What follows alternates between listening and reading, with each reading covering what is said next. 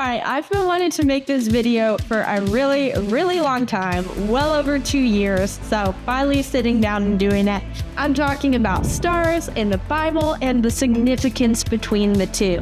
So anyone who knows me probably knows that I really, really like stars. I'm wearing a NASA shirt right now to represent.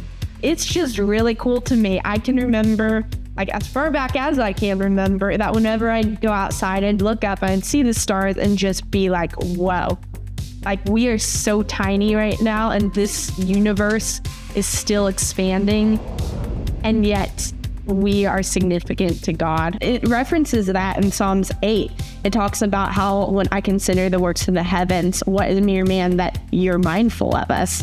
So that verse really connects with me because that's how I feel every time I look into the sky. There is a stigma around the study of stars in the church because of horoscopes and zodiac signs, and the question that I want to lead with is, what is Satan trying to cover up and twist? Because we know that anything good that God creates in this world, anything that he creates to reveal his nature for the gospel, that's what Satan wants to cover up. That's what he wants to hide from us. And so the same thing that's true with sex, with blood, with all these like things that had biblical significance that Satan has flipped, he's done the same thing with stars. Stars have been mentioned throughout the Bible all the way back to Genesis 1. In Genesis 1:14, it actually says what the stars were created for. It says it was to mark signs and seasons and days and years.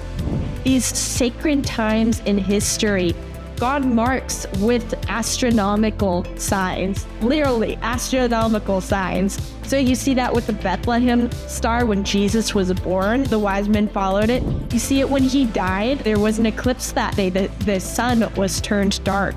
So in Romans 10, it talks about how if you declare with your mouth that Jesus is Lord and believe it in your heart, then you will be saved. It continues on in the chapter to say, well, how can they call if they've never heard of him? And how can they hear unless someone's sent? And how can someone be sent unless they're called?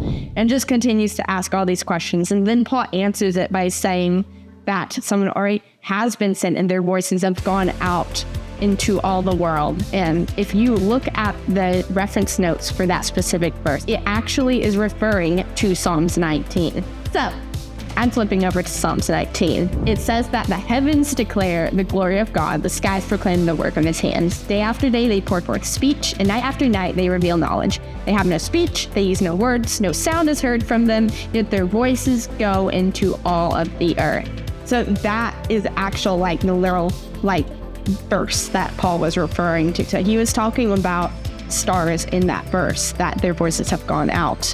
And that's where a lot of people get confused, because astrology is believing that the stars are speaking and that somehow you're going to find some life direction, some destiny by looking to the stars. And the truth is, the stars are speaking, but they aren't speaking that to you. What they are speaking is the glory of God. What's the glory of God? It's Jesus. So it's all pointing back to Jesus. That is the purpose of the stars. It's telling the salvation story in the stars.